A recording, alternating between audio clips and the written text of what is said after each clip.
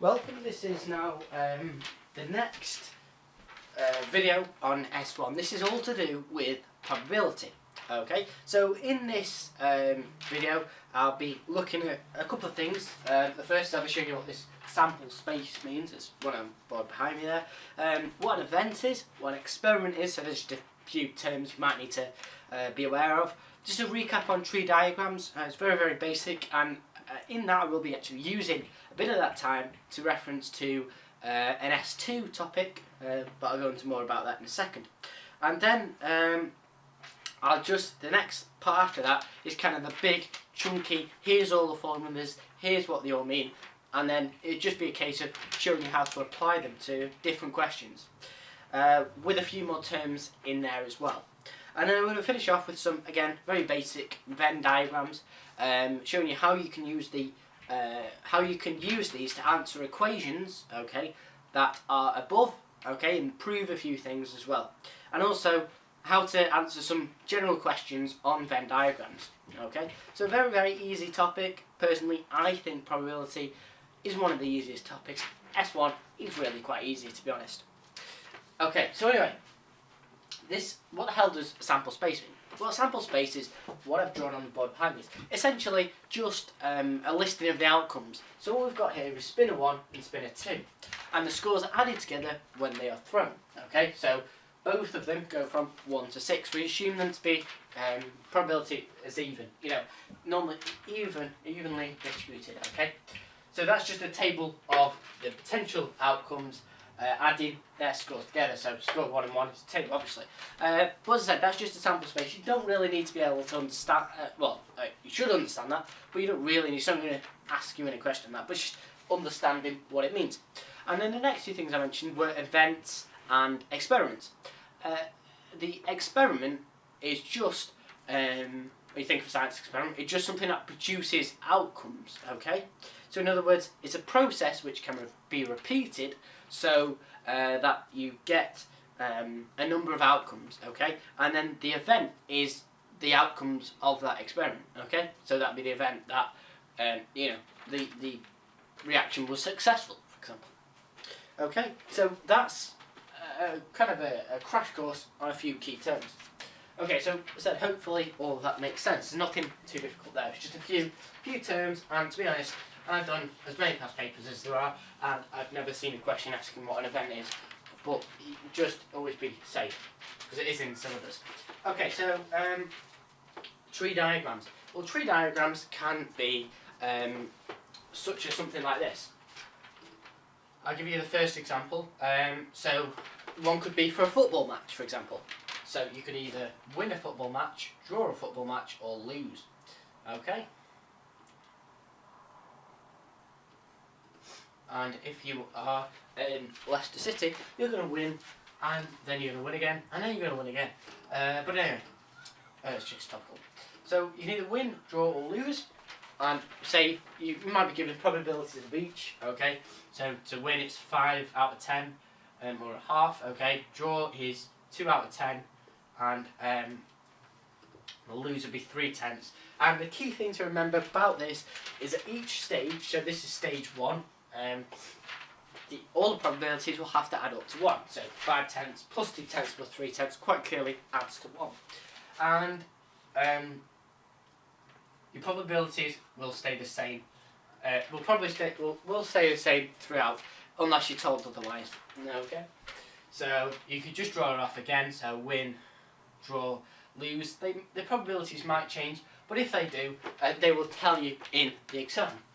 Okay. So what are the questions you're likely to get on this? Well, obviously drawing the tree diagram is one of the questions you are likely to get. Okay. So, sick. I did say I was going to link this to an A2 topic, and I will do in a minute.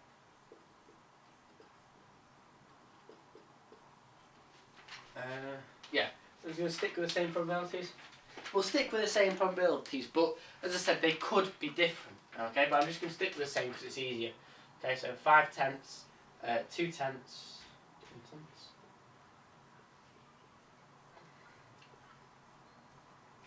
As I said, they could be different, so don't just assume because I've done them the same, they are always going to be the same. Alright? Okay, so that's just an event of a football match that the outcomes might be. And the question might be, what's the probability of all 3 games being lost? Okay? Both games being lost, sorry. And then you do lose-lose, and if you work out the probability of that, you do the probability of losing times probability of losing. So 3/10 times 3/10. And that's because they're independent events, and we'll go on to that a bit later. But if they're independent, then you can time them together. Okay, so the probability of one does not depend on the probability of the previous one happening, then they're independent. A win and a win, where you times win and times win if you just want to win both games. However, you're more likely to get questions such as this. Give the probability of one game being won. Okay, so either you could have a win in your first game and lose in your second game. If they want to win just one game, doesn't matter what happens with the other game. So they could win and draw, win and lose, or draw and win, or lose and win. Okay? So they're the probabilities, they're the routes that you would take. So in other words, if you were just asked to win one game, you could win, draw, win, lose, draw, win, or lose, win. And you would times the probability together, so you do 5/10 times 2/10 plus 5/10 times 3/10 plus 2/10 times 5/10 plus 3/10 times 5/10. Okay? And you work out the total probabilities and add them all together. Okay? So hopefully that brings back some memories from GCSE. And hopefully I don't need to go too much into that. But if you do want me to do it, please do leave a comment below saying how do you do this, because maybe that's not quite so obvious. But as I said, hopefully it makes sense, because it's not really that difficult. Now, I want to just give a nod at this point to something you do in S2. Now, something you do in S2 is, what I'm going to link it to at this stage, is something called binomial distribution. Now, depending on where you are, as I said, this might be your A2, this might be S1 might be A2 level for you, and you might not be doing S2 at all, but it links nicely into S2. And as I said, if you are in A2, or even if you're in AS, it doesn't matter, you might have done something. If you've done C2, you'll have done something called binomial distribution. Binomial expansion. Well, binomial distribution is kind of similar. Now, obviously you can watch the video that I do on binomial distribution, which will give you a whole host of information and how to answer various questions on that. But because you're watching the S1 video, I'm not really going to give you too much information on it. But binomial distribution, they have 4 main points that it has to satisfy to be a binomial distribution. First of all, we have to have a set number of trials, okay? So this is trial 1, in other words, their first match. Trial 2 is their second match, okay? And the only options are a win, a success, or a failure. Well, this isn't a binomial distribution because we have got 3 options. We can either win, draw, or lose. So it's not a binomial distribution. And the probabilities have to be the same throughout. So the probability of winning the first trial must be exactly the same as the probability of winning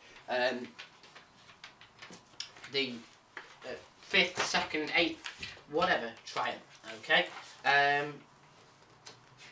Sorry, one sec. Let me just make sure I've not missed anything else. Sorry, just making sure I've got.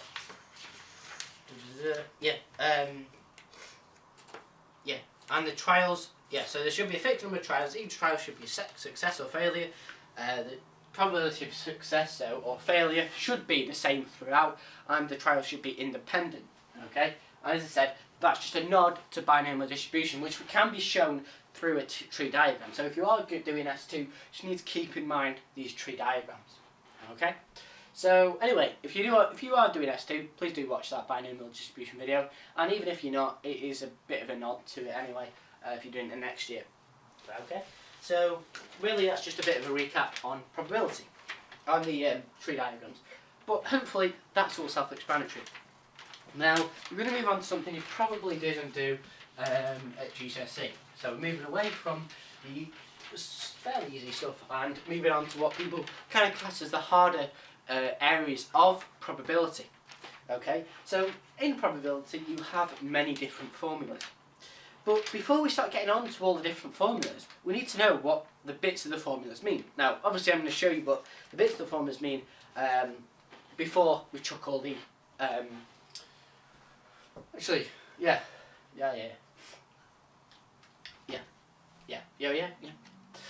Before we go into the formulas.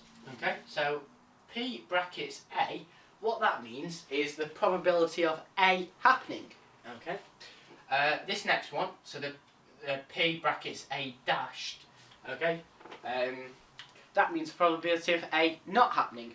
And just if we've got a probability of A and a probability of A not happening, then the probability of A not happening must be 1, take the probability of A if A is the only outcome. Okay, so hopefully that makes a little bit of sense. And you could do that for another outcome. You could replace A with B. You could say, well, therefore the probability of PB is the probability of B happening, and the probability of P that B dashed is a probability that B does not happen. And similar things. It's just a different outcome, just a different way of writing the outcome. Okay, but these other ones are a bit more. Well, what the hell does that mean? So it's P brackets A N B, and what that means is a probability of A and B happening. Okay, so in other words, when we look at a Venn diagram, it's going to be the intersection, probability of both happening. But the probability that P A U B, that's the probability of A or B happening, not both. Okay, so it's a probability of both, but without the intersection. Okay, and using that information, we now can create two formulas. Sorry about that. So anyway, we were saying we can link these two together. That the probability of A and B occurring, and the probability that A or B can occur. So we can link this on very strongly when we come to look at Venn diagrams. Okay, but yeah, shall I list that now? So there's any more?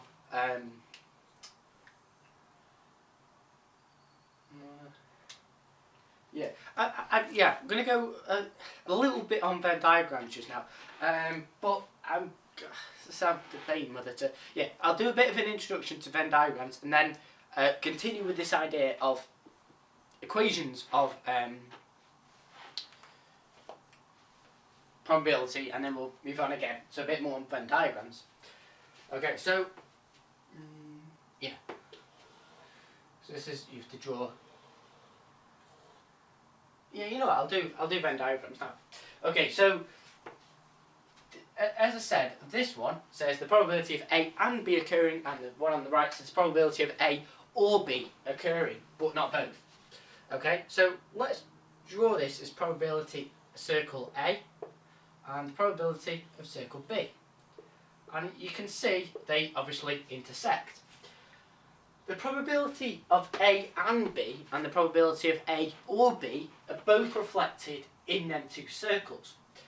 Because that's the probability of A, and the probability of A not happening, okay, would be all the probability of B that does not intersect A. Okay? So how do we therefore replicate? So the probability of A is this whole circle of A, even including a bit of intersection, because that's still a probability associated with A. It's just where B happens as well. But they both intersect, okay, where the probability of A and B, okay. So basically, this part here, the probability of A and B occurring, is that bit, okay.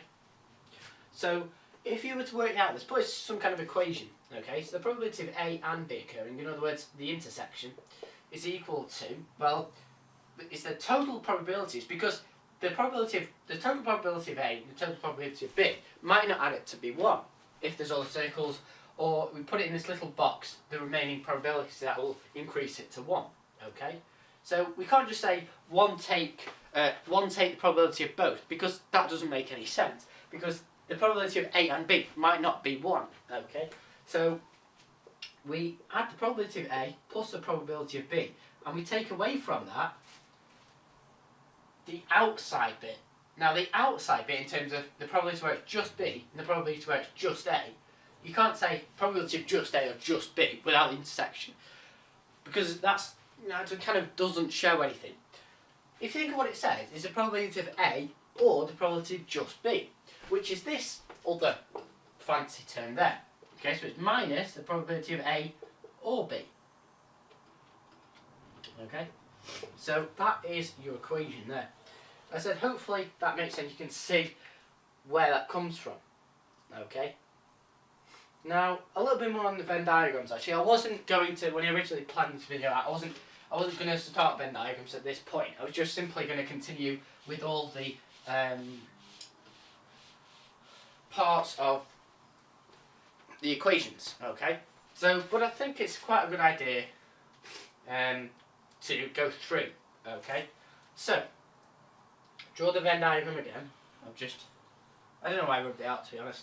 Okay, let's come up. Yeah, just redraw it again, make it a bit neater. Okay, so we said the probability of A and B, which is that, would be the intersection, and that's the outside bit. Okay, well, as I said, it might not add up to 1. Okay, so the probability of A and B might not add up to 1. So any remaining probabilities we put in this little square box here. Okay, now if you were ever asked to work a question out by drawing a Venn diagram, okay, and what you will always be told is some kind of situation, okay. So A would be might be something like the probability that someone likes cheese, okay. So the probability that someone likes I've seen it put into context. Probability that someone likes apples, say, of a select group is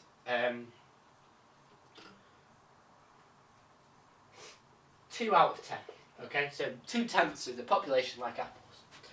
Whereas the probability that someone likes bananas, we'll say that's 4/10. Okay, and the probability that a person likes apples and bananas. Okay, well that's not going to be 2/10 plus 4/10 because of the equation that we had before.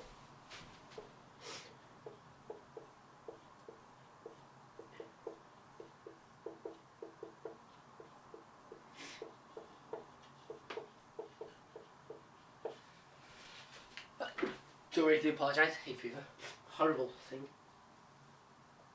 Because that clearly is not the probability of A plus probability of B on its own. Take the outside. Do apologise. Okay, so anyway, what we have to do is, well actually you probably will be told, you will be told all this, it's drawing it in a Venn diagram. So let's say the probability of A and B is 1/10. Now you could, so if you were to do that and it said, right, now fill in a Venn diagram for this situation, it might not say it just like that, just list the outcomes. It might say the probability of someone likes apples is 2/10, probability that someone likes bananas is 4/10, the probability that someone likes both is 1/10. How would you plot that on a Venn diagram? And you go, well, probability of A, plot that in A. Well, that's not, that PA is the probability of all the circles, so it's probability of A and the intersection. Similarly with B, it's not just the outside bit, it's probability of all of B plus the little intersection where B still remains. So what you have to do is work backwards. Generally, it's the last thing they tell you, or the intersection. Okay? So you work outwards from the intersection. So we know the intersection is 1/10, then that's not going to be affected by anything else. So you write 1/10 in there. And now you have to remember that 1/10, where the probability of A and B happening at the same time, that's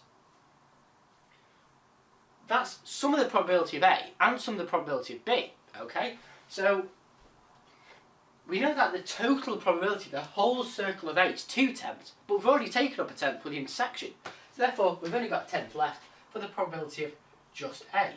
Okay? And the probability of just B, well,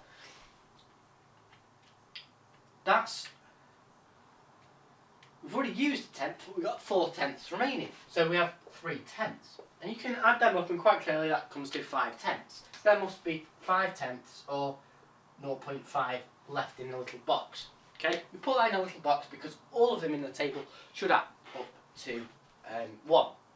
Okay, so that's how you'd work outwards. And that's just an example that you might be interested in. Now, there's a couple of things that we need to highlight at this point. There's a few terms here. The first term is something that you probably will have never heard before. is something called mutually exclusive events. Now that sounds ridiculously intelligent, and you may be thinking, it's S1, it's not going to be that intelligent, and you'd be correct. Because all mutually exclusive means is it can't happen at the same time. This is an example. You can't turn left and right at the same time. But you can eat, apparently according to this, you can like bananas and apples. Crazy world we live in. Okay, so they're not mutually exclusive, and the reason they're not is because there's got an intersection there. If we drew this, okay, so a Venn diagram which was two events which were mutually exclusive, okay, would look something like this. So give them the same probabilities, etc., etc. Okay, so where they're two separate, where they don't intersect, which is the one on the right, that would be mutually exclusive, okay? But the one on the left, because they intersect, that's not mutually exclusive because they can happen at the same time. Okay, so that's what mutually exclusive means. That's all it means. However, there's no real, apart from logic, you can't test for that. However, there's another term that you need to be aware of, and that's called interdependent, okay? That's right, isn't it? Sorry, just go off my head. I know I really should have known that. Yeah. And you can prove whether they are or they're not statistically independent. So let's say, so obviously it might say, determine whether A and B are interdependent. Now, maybe you could do that just through logic, but there's a calculation you need to be able to do. Okay, so if they are interdependent statistically, then they do not rely on each other. Okay, so the probability of A and B occurring, okay, is equal to the probability of A times the probability of B. And if we were to do that, okay, so how does that test whether they're statistically independent or not? Well, you get this intersection, okay, the probability of A and B occurring from where they intersect on the Venn diagram, or they might just tell you that out of sheer niceness. And you get the probability of A, okay, and the probability of B just from the terms we got before, not these bits. That's not them, okay. So it's a probability that all of A, so all of A would be 2/10, and all of B, probability of B, would be 4/10. So what we're saying here is if they are interdependent, then a tenth will equal 2/10 times 4/10. Okay, and if you were to do that in your calculator, what you've got is 0.2 times 0.4, which clearly does not give you 0.1, it gives you 0.08, which makes it how you could round it, but it's not exactly the same, so therefore it does not equal 0.1, so therefore they are not statistically interdependent. So one therefore depends on the other. So if you like apples, you're likely to like bananas as well.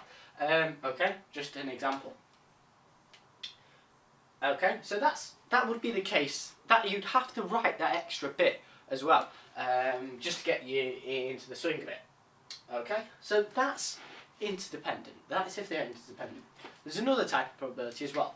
This one is called conditional probability. So we've looked at interdependent. Now we're going to look at when one depends on the other. Okay, so let's look at it in the context of apples and bananas again. Okay, so as I said, that is the case if they are interdependent. But you'll only use this conditional probability to look at a very small section, and this is generally associated with tree diagrams. But seeing as we've got a Venn diagram there, I can't be bothered drawing it, I'll just show you and see where we go. Okay, so what you will get given, when it's talking about conditional probability, when one depends on the other, it will be written something like this. So it'll be given, it will say, given that PA line B. What the hell does that mean? That means the probability of A, given that B has already happened.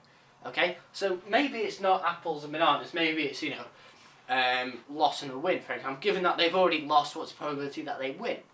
Okay, well, that is, essentially, we're looking at one area in contrast to the rest of the area. That doesn't make sense. I'll try and give you an explanation. Okay, the formula is the probability of A and B occurring at the same time over the probability of just B. Okay, so the formula is, you have to remember this, I think, the probability of A and B, so it's always the intersection of the two event that you're given, okay, over the probability of the event that's already given on the right hand side of the line. Okay, why is that? Well, it's just essentially saying, well, this is the intersection, but what proportion of that intersection represents the probability of the event that's already happened? Because we know that's the event that's already happened, so that bit of probability must already have been taken up. So what ratio of the intersection is that probability? If it's a very high intersection, it's going to be very high probability that A is going to happen. Because if we've got a larger intersection, given that B has happened, okay, if there's a larger intersection, that means more of the probability of B is taken up by the probability of the intersection, okay? So if there's a smaller intersection, then there's less chance, less of a probability that A is going to occur. So hopefully that makes a little bit of sense.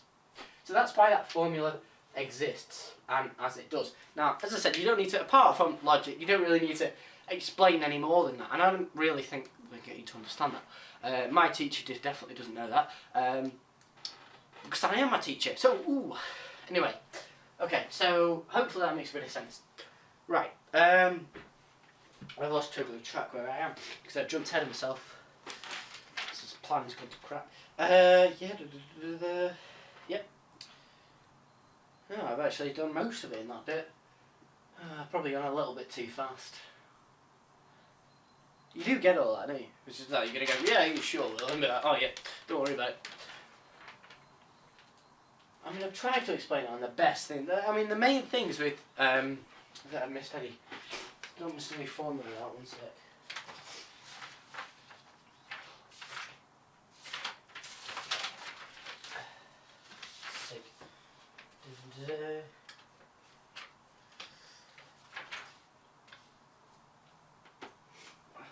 How long have I been? One sec. Just going to check how long the video is, and I'll put in a question just to recap it all. One sec. So, okay, just put this question on board. I mean, to be honest, I went through it a bit quickly, so I'm going to make an exception and do maybe one or two questions. Okay, so this question, that the probability of J is the probability that Jake is late for school, and probability KPK is probability that Camille is late. Okay, we've been given these following probabilities. The probability that Jake is late is 0.25, bit of a rebellious kid. The probability that both Jake and Camille is late, 0.15. The probability that neither of them are late, okay, neither of them are late, is 0.7. Okay, and the first part is the question says, on a randomly selected day, find the probability that at least Jake or Camille is late for school. So I've wrote all of the equations on the board that we need to know. So which one of them is going to enable us to answer this question? Well, you'd be looking at the probabilities for a very long time before you think, well, this is asking for the probability that Jake or Camille is late. Okay, so in essence, well, it's only worth 1 mark, so it has to be fairly easy. Alright, so it's testing your understanding of what these actually mean. So the probability of J, well, what does that actually mean? The probability of J just means, well, the probability that Jake is late is 0.25. The probability that Jake and Camille is late is 0.15. And the probability that Jake that Jake and Camille are not late is 0.7. So it's only worth 1 mark, so it's going to be quite obvious. Now, what I would recommend doing at this point is drawing a Venn diagram, because we know the intersection and we know. Okay, so draw one circle for the probability that Jake is late and another for Camille is late. And we know the intersection of them two must be this 0.15. Okay, so the intersection 0.15. We know that probability that Jake is late is 0.25, so we work outwards. So therefore, the probability that just Jake is late is 0.1. And this value over here, the probability that Jake and Camille is not late, okay, remember these two circles say it's the probability of Jake being late, it's the probability of Camille being late. So if the probability of neither of them being late, it must be outside the circle, 0.7. Okay, and use all that information to work out this other value here, which is obviously 0.05. Okay, so the question, that isn't the question, by the way. The question actually says work out that either both of them, basically it's asking us to work out this. Both of the circles, okay? So that's probably that Jake and Camille is late. Now, that's the intersection, but we need to add on, basically, Jake or Camille is late. So it's 0.1 plus 0.15 plus 0.05, which is obviously 0.3. Or you could have said 1 take 0.7. Totally up to you. Okay? So you might spot that straight away from realising it's 1 take 0.7, but that's the proper, essential way that you must do it. I know it's only worth 1 mark, and it's a little bit of working out for 1 mark, more than I would have personally liked. But by the way, this question is from June 2011, question 6. So I do think I've done a video on that, but I just wanted to do another video, include it in this one, because it is quite a difficult question. Okay, 1B, sorry, the part B says, find the probability that Camille is late for school. Okay, so remember, the probability that Camille is late for school is the whole circle. Okay, so let's see on this slide. So it's the whole of the Camille circle, including the intersection and the probability of just him being late. So it's 0.15 plus 0.05. So therefore, it's 0.20. Now, that kind of proves it's crucial to draw a Venn diagram. Because if we didn't, then it might be a little bit more difficult trying to work it out with equations. But as you can see from a Venn diagram, it's very, very easy. Part C says, given that Jake is late for school, so given that, so if we're given that, it's a conditional probability. So we find the probability that Camille is late given the fact that Jake is already late. So the probability that Camille and Jake is late, so probability of K and J over the probability of what's already been given, probability of J. Okay, and then it's just a case of subbing in your formulas, your value, sorry. So it's 0.15 over 0.25, because the probability of Jake is 0.1 plus 0.2, 0.1 plus 0.15, and the probability of Camille is 0. Of the intersection, 0.15, okay? So you just sub that in your calculator, whack it in, you get a value of about 0.6. Okay, so that's your answer to part C. Okay, part D says, the teacher suspects, so he's decided to be a detective now, suspects that Jake has been late for school and Camille has been late for school are linked in some way, so that you don't just going off being rebellious little kids. Determine whether J and K are statistically independent or not. Okay, so for this you have to remember our philosophy here, that if they are statistically independent, the probability of the probability of J and K is equal to the probability of J times the probability of K. So if they are independent, then this holds true. So you need to state that in your answer somewhere. Because it's right A and B. J and K is equal to the probability of J times the probability of K. If that is the case, then they are independent. But if you remember, the probability of J is 0.25, the probability of K is 0.2. Add them together. Okay, it's worked out in part B. Okay, but the intersection says 0.15. So 0.15, if that is equal to the probability of J, which is 0.25, times the probability of K, which is, as I said, 0.15 plus, 0.15 plus the 0.05, okay, which obviously gives you 0.2. As when you put that into your calculator, that is not equal to 0.15. Put a line through it and say, therefore, as they are not, as it does not hold true, they are not statistically interdependent. In other words, they rely on each other. So if Camille is late, Jake is going to be late. Which leads us on to the next question. Part E says, comment on the teacher's suspicion in light of your calculation in part D. So basically it's saying, well, do you know what interdependent means? And you should do. If it's not interdependent, then it must be dependent. In other words, the probability that Camille is late must depend on the probability that Jake is late as well. Okay, so therefore the teacher is correct. Alright, so as I said, that was, if you want to have another watch of that, maybe I'll try and give a different view on it, please do watch the June 2011 question 6. Okay, so what I'm going to do now is rub all this off and have a go at another question, okay? But this one just goes directly. Should I? I'm actually not sure. I should. Yeah, I'm going to leave it there. I think actually that was a difficult question. Not going to do another one. Sorry about that. It's just life. It's just bang, you know. I just come up with these things. It just happens. Okay, so thanks for watching. Hopefully it's been helpful, and we'll see you in the next question. Whatever. Top video. For God's sake, long day.